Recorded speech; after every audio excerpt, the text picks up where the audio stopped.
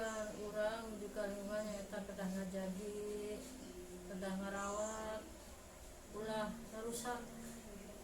Terus naon hak kami bikin laku lingkungan Ya hak orang kana lingkungan tehnya eta biasa menikmati lah istilahna lingkungan anu asli, anu sehat, anu bersih, biasa ngamanfaatkeun bagi kepentingan anu positif.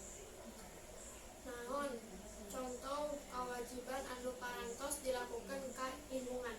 Oh, kewajiban anu tos dilakukeun nyaeta kahiji contohna nya ngabuang runtah ka tempatna, ulah sembarangan ka sungai, sembarangan ulah ngarusak tanaman anu kedah urang jagi.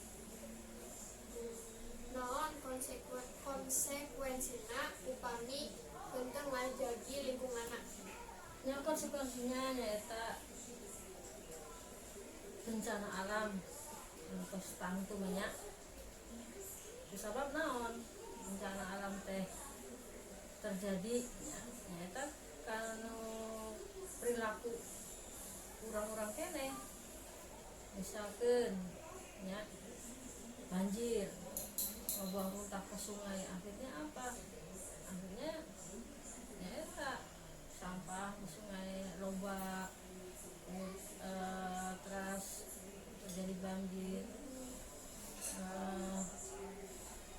Dalam bahasa Indonesianya menebang pohon untuk melakukan reboisasi hutan gundul kan, akhirnya longsor, itu bencana.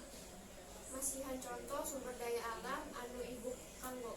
Oh, bencana nanti contoh sumber daya alam, contohnya cai, air kan ya, sumber daya alam air, udara, contohnya Sinar matahari. sinar matahari mohon. Masihan contoh perilaku buruk di lingkungan. Perilaku buruk anu lingkungannya contohnya nyata ulah hijau runtah ke sungai, kita contohnya eta menjaga kebersihan lingkungan, kita contohnya Nuhun ya Bu. langsung nak mangga. Sakitu wae wawancara abdi sareng mama abdi. Wassalamualaikum warahmatullahi